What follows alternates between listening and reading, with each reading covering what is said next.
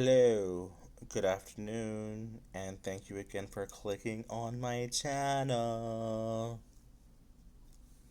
So, today is going to be a Scream 7 spoiler review.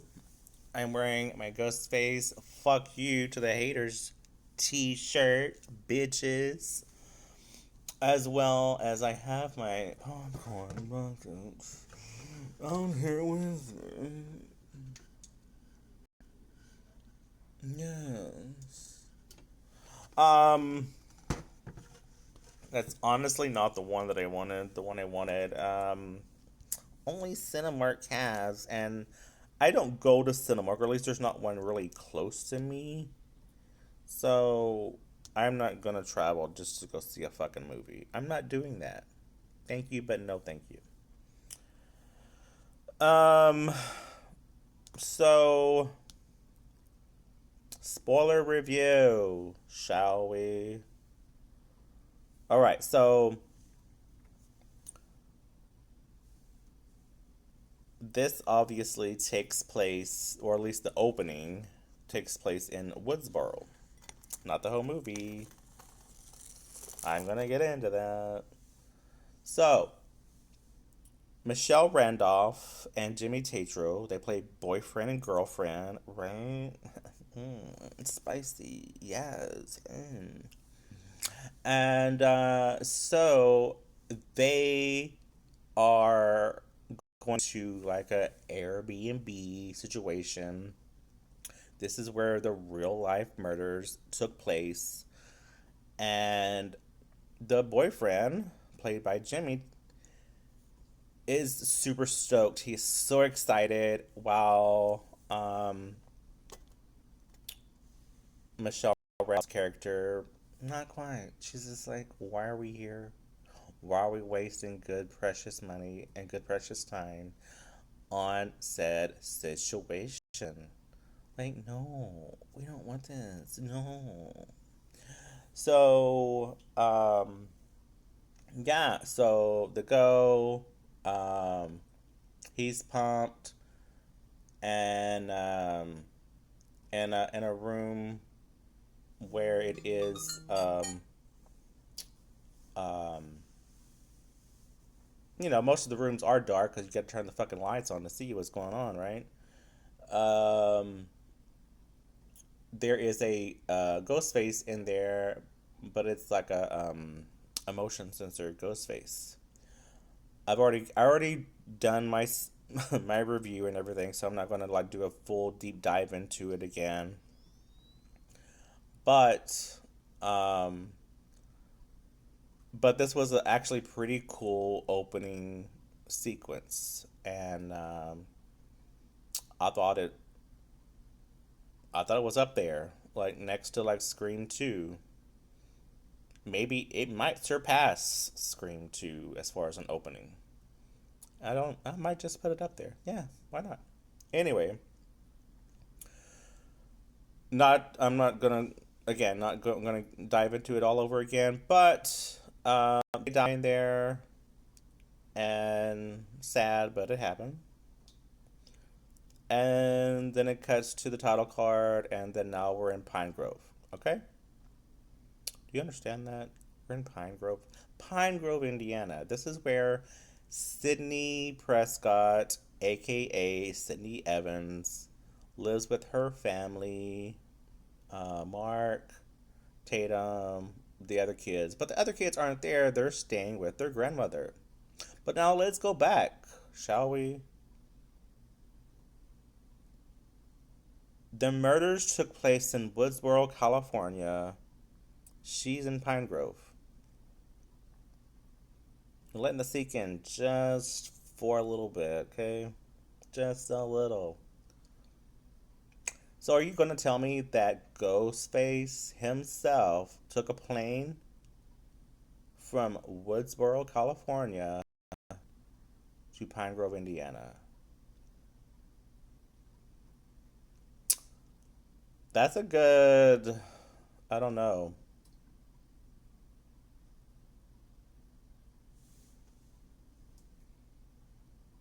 What is that? Like 4 or 5 hours?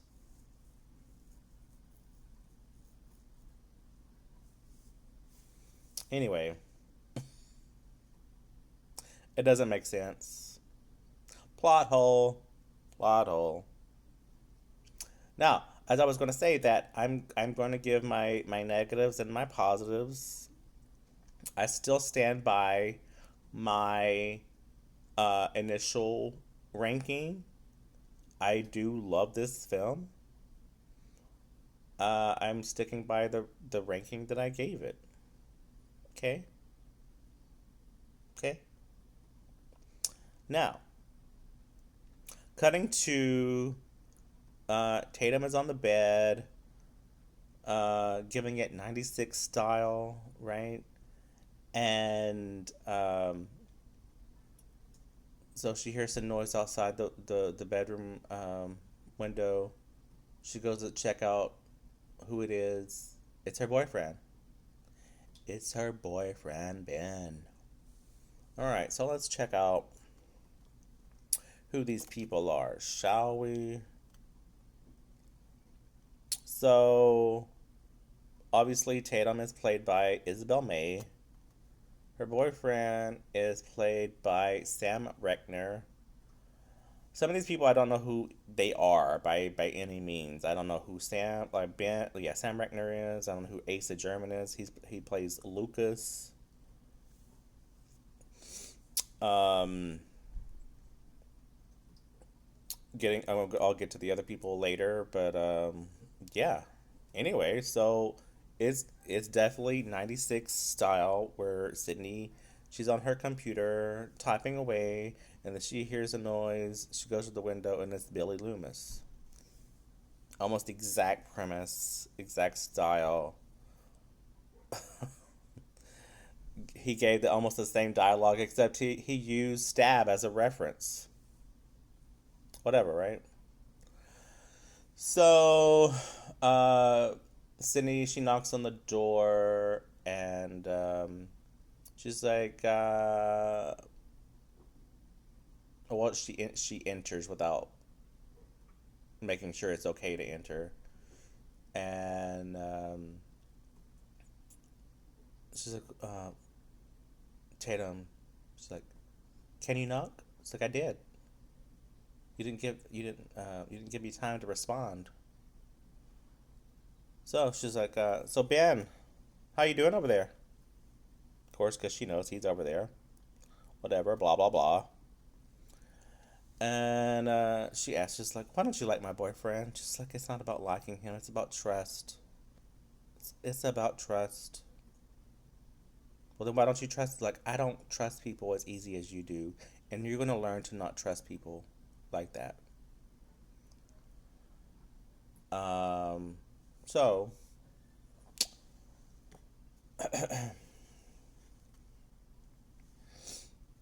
cutting to, we're going to cut to the next day where Sydney's on a, what do you call it, FaceTime with her children, and they're being cared by Mark, um, Mark's mother, played by Joel McHale.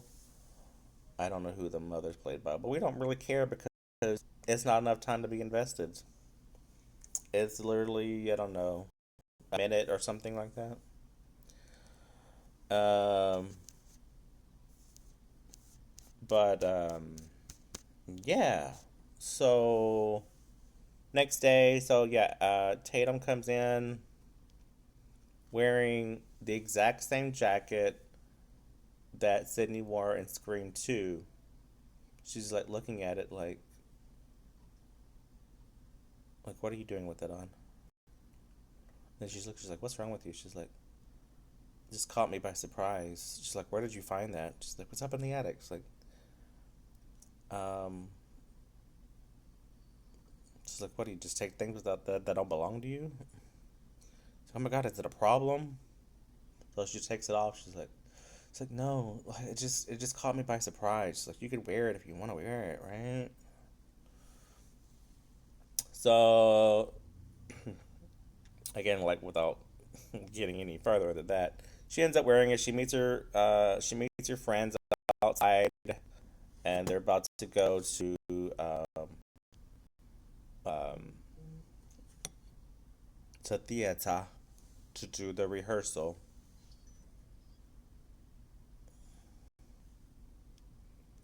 And yeah, and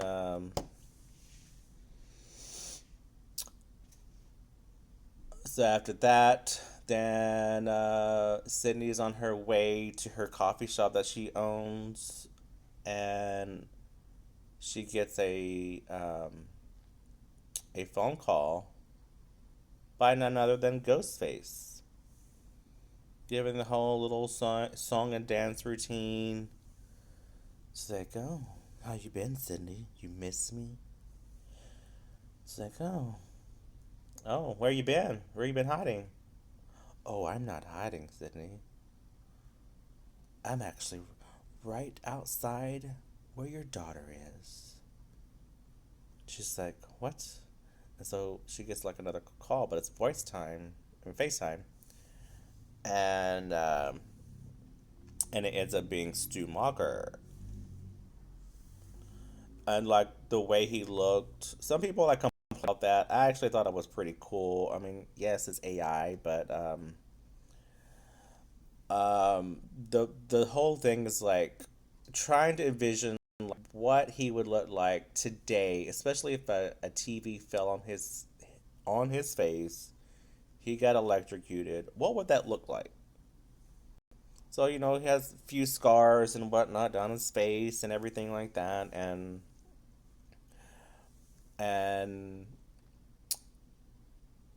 it's like there's no way you could be there. It's like, yeah,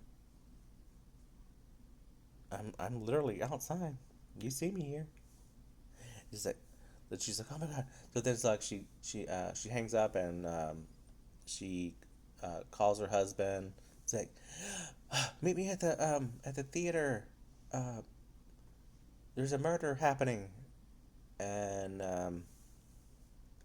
so they rush there. Quote, rush there. Takes them a good fucking 10 minutes. While who was about to get slaughtered? McKenna Grace.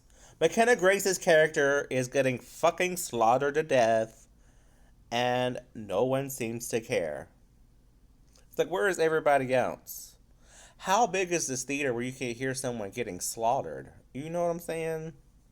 Like, voices echo. How are you not hearing this?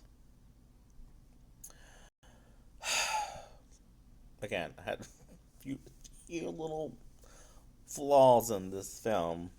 Um, but I thought it was a cool little, while she's being hung up there, you see Ghostface come down, and literally, they're on their way, as they say.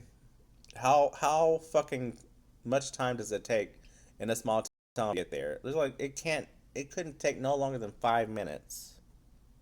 Like, where were you applying makeup and shit on the way? Like, what were the police doing? Come on. Um, Again, sticking by my my initial rating and review because I do like this film. I'm just giving my full honest review, like spoiler review. Okay, okay. And so, um,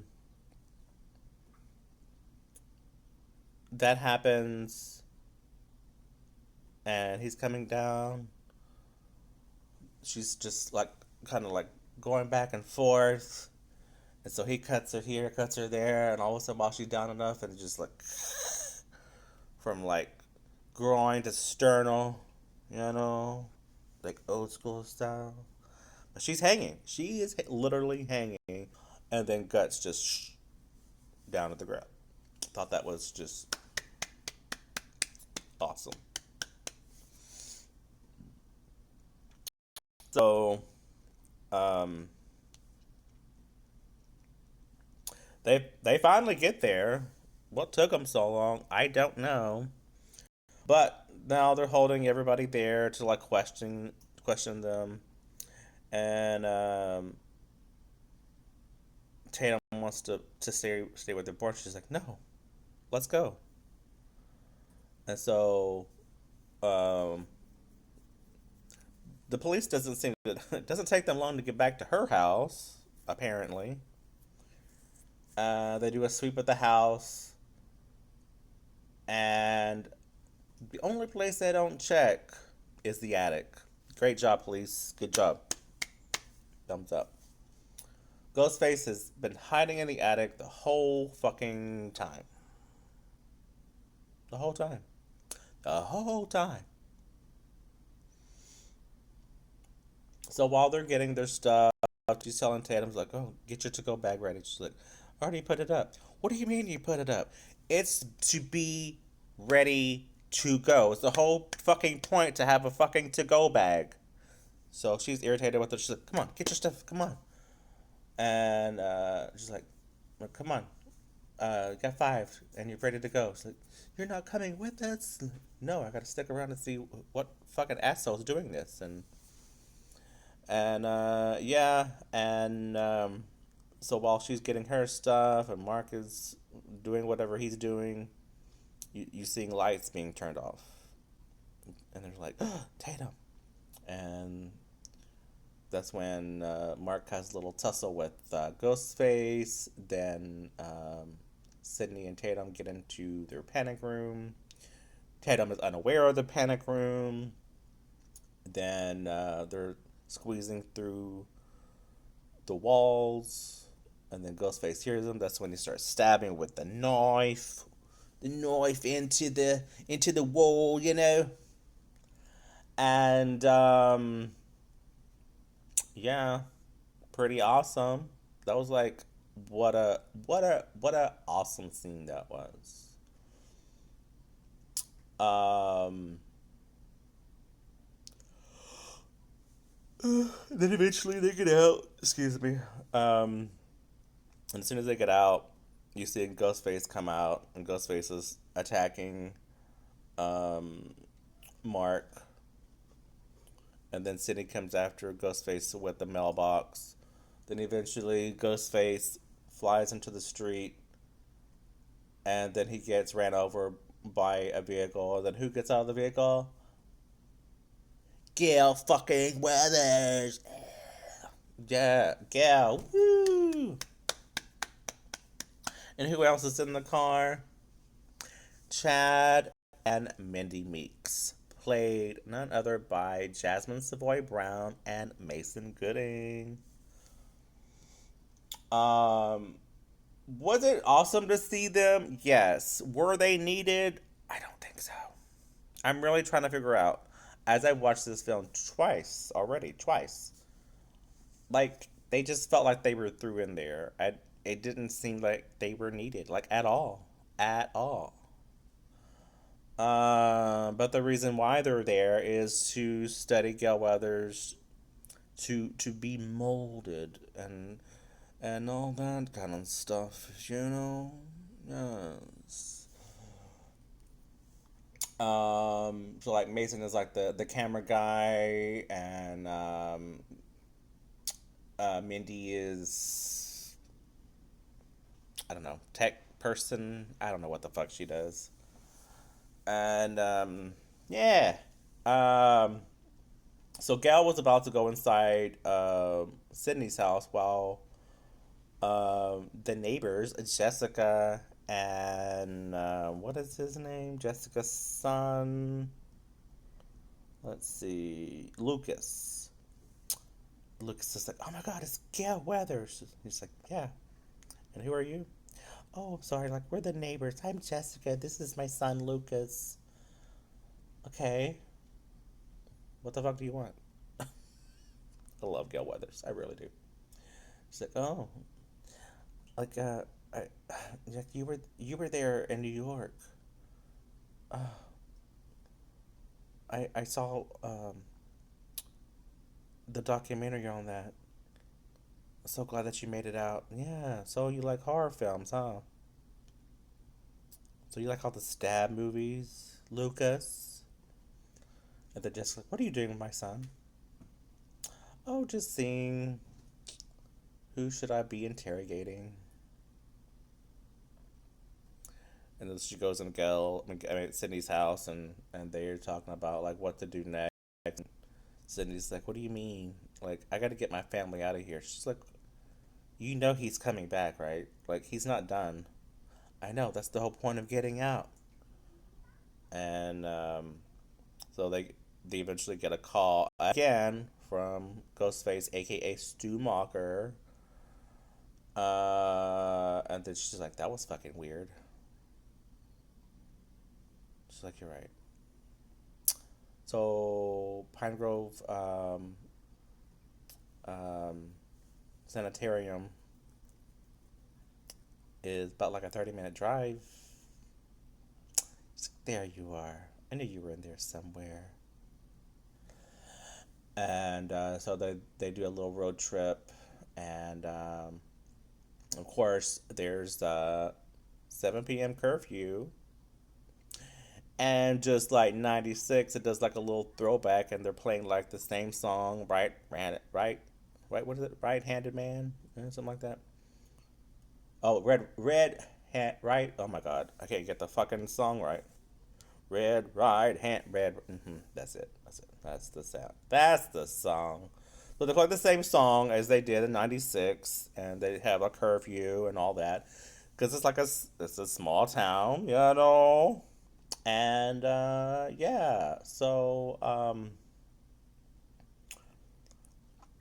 but then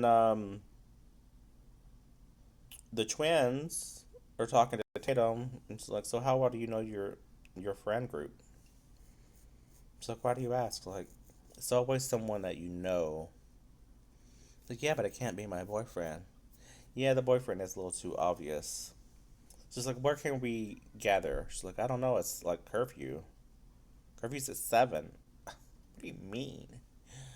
And so, yeah, they gather people around at Chloe's parents' pizza place, like this little pizzeria, little tavern, if you will. And then that's where they meet up. And then a few people start dropping like flies there. And there was a really cool death scene dealing with what do you call that, the that you pull for the beer, because you took his head, just like the bag, just like it went straight through his skull, and then beer and blood just I was like, oh, that was pretty cool. Yes, it was CGI, we know, but it was still cool nonetheless. People always want to point out the fucking flaws when it comes to a death scene, you know. Um, but yeah, I thought that was cool. Um, uh, uh, so Gail and Sydney are interviewing this guy who works at um, the sanitarium. His name happened to be Marco. Um, but he just seemed to be, oh, excuse me, getting some just answers that Gail just seems to go with. Like, Gail, are you not really going to interrogate him? I was like, oh yeah, this is where Carl lived, and then they show a picture of Stu. She's like, oh, that's Joe. I'm like, Joe who? That's what they call him when they don't know who their name is. Like, he didn't know who he was when he came in here. And but yeah, so him and Carl used to share a room, and they would like talk about things and blah blah blah blah blah blah. And I'm like, you're really going to like? Because like, what sense, honestly, what sense would it make for someone who lived in California then to be transferred to Indiana Like, literally, how did he get here? How did he get there? Again, plot hole, whatever. So then they're like, well, what do you think? Like, unless Stu really is alive, then.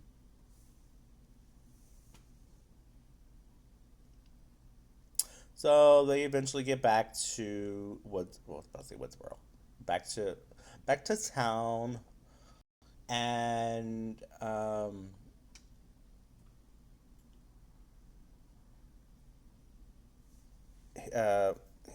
she's trying to get a hold of Mark. I'm actually gonna say I thought Mark was gonna fucking die when I saw that scene where he was stabbed like multiple times with the plastic over him. I'm like, well, there goes Mark. I knew it. He died. He died. Like, City just can't seem to have a good functional relationship with anybody. Like, poor Sydney, right? But I was wrong. Um, Tatum, as she's running out of the pizzeria, she's getting in the vehicle, about to be with Ben. She's looking at the laptop. Same thing that was happening. Ben was showing her what it would look like if he took his face and merged it into Stu Macher's face. So she was then like, "Oh my God, you're the fucking killer!" She's like, he's hit him over the head with the laptop and got away. Then all of a sudden, when she started getting away, then there's Ghostface chasing her, and she eventually gets into the coffee shop, and her mom's trying to call her, and um, cool little scene between them two, like her trying to teach her how to shoot the gun and where to shoot it, and because she can't seem to get signal if she goes any further. That's Sydney, that is. And like the safe is it's safe. The gun is in the safe, and the code is your birth date. So she gets the gun out, and then she starts shooting, and she's like, "Okay, now once you get out, you have to shoot him in the head." She's like, "But he's dead." It doesn't matter. Shoot him in the head. She doesn't listen because then when she moves, he gets up and then does a little tussle, and so when Sydney tries to make it, like she's on foot. I get that, but it's like, how fucking far is everything? You're in a small town. I don't get it. I don't get it. I just, oh, my head was hurting on trying to like really like. So you're telling me the police can't make it? Where is the fucking police?